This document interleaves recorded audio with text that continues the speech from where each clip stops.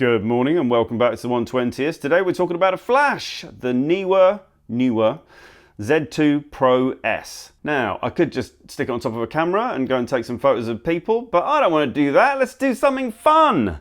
Let's do some hardcore macro. So here is the Z2 Pro S, standard kind of camera top flash, hot shoe flash, with a round head, as is so often the fashion these days. First things first, I am going to be shooting film, obviously. That's what I do, shoot film. And as such, most of my cameras, or rather few of my cameras, have an active hot shoe, or a hot shoe, rather than a cold shoe. In other words, a shoe mount that will trigger a flash via the usual means. So I will be looking at triggering this by other means, but incidentally, I have also made a mistake, which I will fess up to right at the top. Neewer got in touch and they said, would you like to test a new flash unit? I said, yes, I would. I like flash photography, I enjoy flash, and new flash heads work with old cameras. They just do. But they make several versions of this. They make a Canon version, a Sony version, all obviously to tie in with modern cameras. So I said, send me the Sony version, because I have various Sony cameras. I do a lot of commercial photography using a Sony a7R4. I use a Sony a7C for my video work. So I thought, yeah, let's get the Sony version, because then it'd be compatible. As a general rule of thumb, the firing pin, i.e. this pin here, is always in the same place and therefore will work with any system. However, Sony in recent years have been adding these pins up at the top.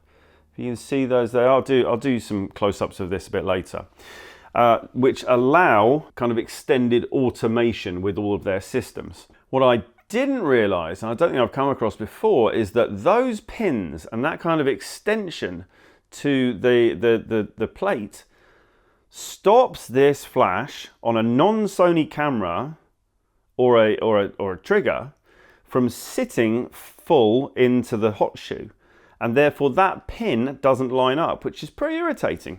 Good news is there's a load of different ways of triggering this, so that's what we're going to do today, and we're going to do some macro. So we've got the ETRS, and we are going to use the Neewer flash to light this up.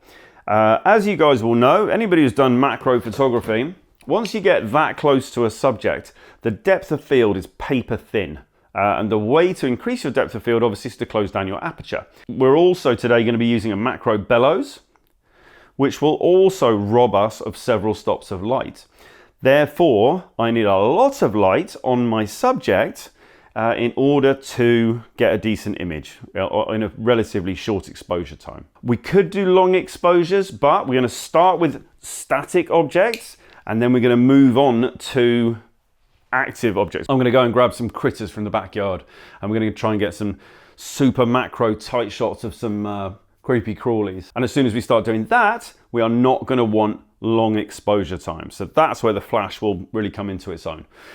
I have several rolls of FP4. We're sticking with black and white today because I can turn around the development super quickly, and I'm going to develop each roll as we go, and we'll see how we've done and see what we need to improve. We're going to start with stationary subjects. First of all, we're starting with a sprig of lavender, which I've just yanked from the garden. I'm going to light top down initially, and I am also going to use a little mini reflector. Whoop. So let's get set up and see how we get on with this. Now, this wonderful Neewer flash does actually have a modelling light. Here we go. It's pretty cool. You don't see too many of these with modelling lights. So I think what we'll do is let's bring this around the back a little bit.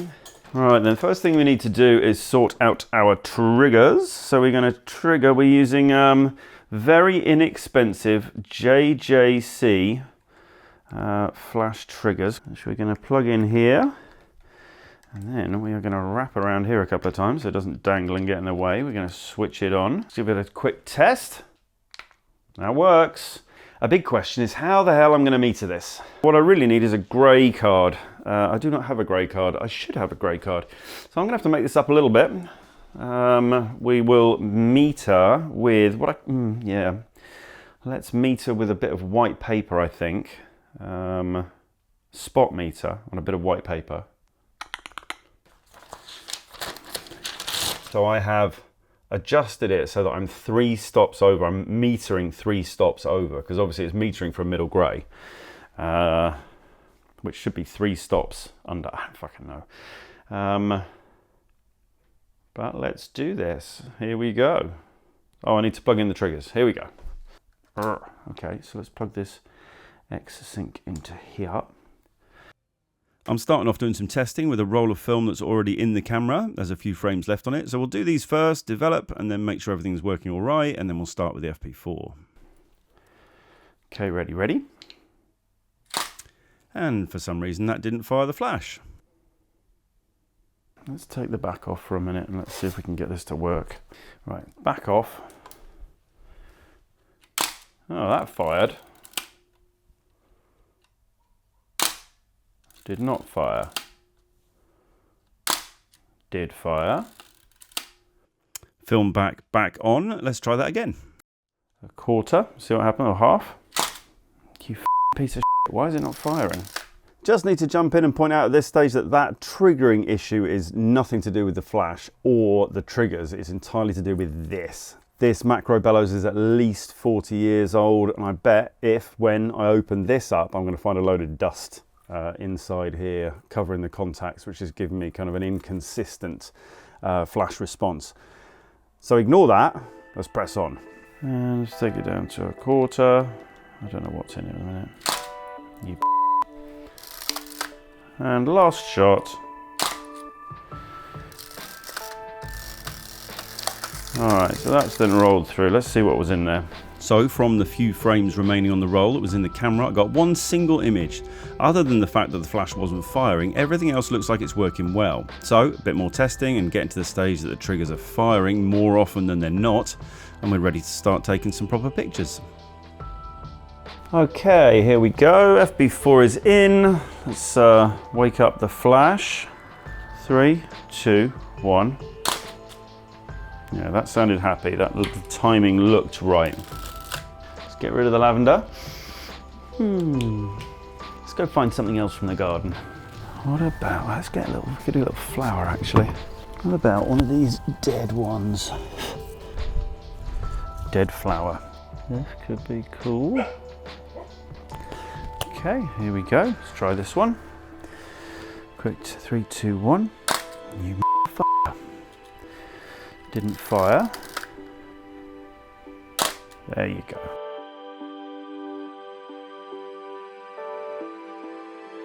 Right then, let's move on to something else. Start looking into some living things to get involved here.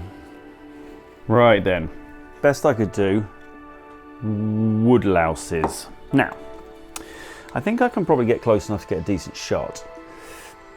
The challenge is going to be getting them in the right place. Let's put on the modelling light. Give us a bit of illumination. Let's come around this side and let's rotate this a bit. Okay, here it comes.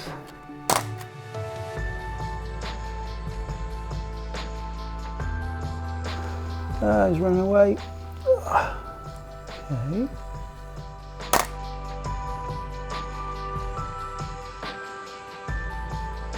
Right then, that's enough of the woodlouses, I think. I want a spider. That's what I want. I want a spider. Let's go and get a spider.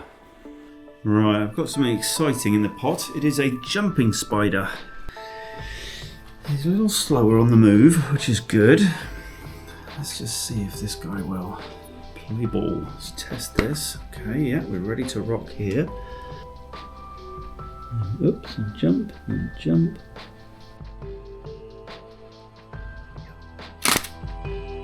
Misfocus a little bit, and he's a bit small at the bottom of the frames. Try again.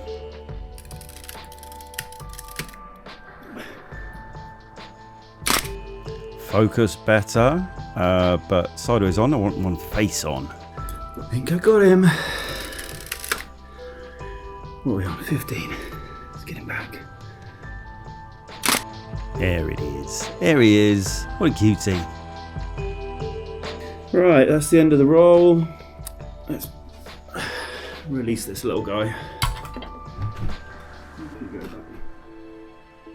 it's hard work. I hope one of those came out. That is 2 rolls of FP4, so let's develop those and see what we got.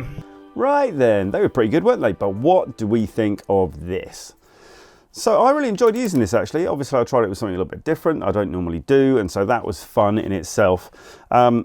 Several really good things about this. I do like the round head. It gives a more kind of well distributed light. Not that I've ever noticed with a more traditional square headed flash any kind of square light output, but obviously the closer you get with a flash to the things that you're taking photos of, the more the shape of that light, of that front opening, is going to make a difference. When I was doing those close-ups, obviously I was right up against it. I was about, what, a foot away with the flash, something like that, and I had the subject right in the sweet spots, right in the middle of the light output, and all around it was matte black. And so we're not going to see any real shape coming out of this. If I was to fire it at a wall right now, we probably would see a difference between this and this. Another great thing about this is the output. 80 watt-seconds, I am told, by Neewer, which is impressive for a little flash this size.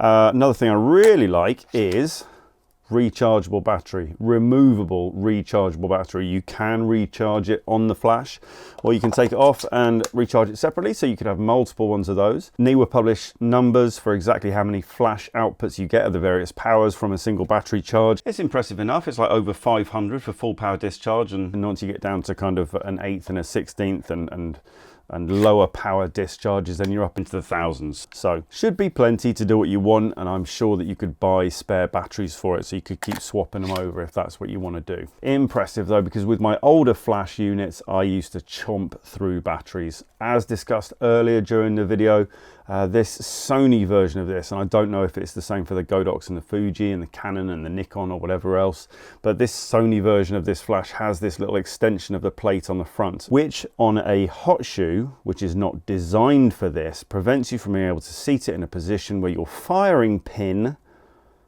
sits in the right place, which is a pain in the ass, if I'm honest. Here's a very standard flash. These are quite old now, but they all work the same. If you look closely at the arrangement there, you'll see that big silver thing in the middle. Essentially, that's your live connection, and the actual shoe itself is your earth. And what the flash is looking for is for the camera, i.e. or the trigger or whatever it is, to just close the circuit between that pin and the grounding of the hot shoe. So if the firing pin of the flash doesn't sit there, then it's not going to get the right signals, and it's not going to hear what the camera is telling it to do, even on the most basic settings. So that's annoying, but as discussed, lots of other ways to trigger it. I was using this 2.5mm jack just here, and that worked perfectly. I've obviously only been using this in its most basic capacity as a manual off-camera flash, literally using one function that it does, which is flash or don't flash. But as with all modern flashes, it offers all sorts of automation and all sorts of through-the-lens metering. I did plug it into the top of this A7C that I'm currently recording on, and it all, kind of works. I confess I don't know how to use all those automated functions, and don't really plan to learn, but they're all here if that's what you want. Good things about this then: round head, rechargeable, powerful, easily adjusted, big LCD screen where you can see all your settings and you can manipulate everything. Overall, very impressive. It does everything that you need to do, and of course, because it's Neewer, it is a fraction of the price of the branded alternatives. So your Canons and your Nikons and your Fujis and all the rest of it. Also bears a striking resemblance to, I think there's a Pro Photo unit that came out maybe 5-6 years ago, which will absolutely set you back a boatload more. So, big thanks to Neewer. I like this, it's really good. There's all sorts of stuff you can do with it, all sorts of stuff I'm already thinking of doing with it. I've got some big plans coming up for wildlife photography, and I'm already thinking, well, what if I was to position this somewhere quite a distance away from the camera? I think with my triggers I can take it up to about 30 meters. Somewhere, let's say near a bird feeder or something, and then use that flash to take photos of the birds. Don't know if the birds are going to like that, soon find out.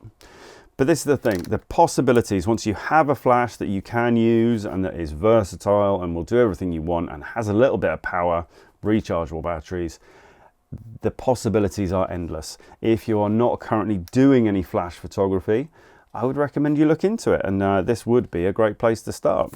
So there we go, Neewer Z2 Pro S. That is your lot for today. There is so much coming up on the channel. I cannot even begin to describe it. I took a couple of weeks off when I got back from Canada, spent a bit of time with the family, 100% back in it now. Next up on the channel is going to be flash photography with black and white paper reversal using the Stenopaker Minotero. I will not be using this. Despite its power, it still won't be enough for black and white paper reversal. But I have been amassing some slightly older strobe units, namely some Bowen's Esprit 1000 watt-second units. So I'm hoping that if I double up a couple of them, I might be able to do some flash photography with the black and white paper reversal. That's coming up next, plus a load of more kit reviews, some new things coming out, which I can't talk about yet. So yeah, loads. See you for the next one.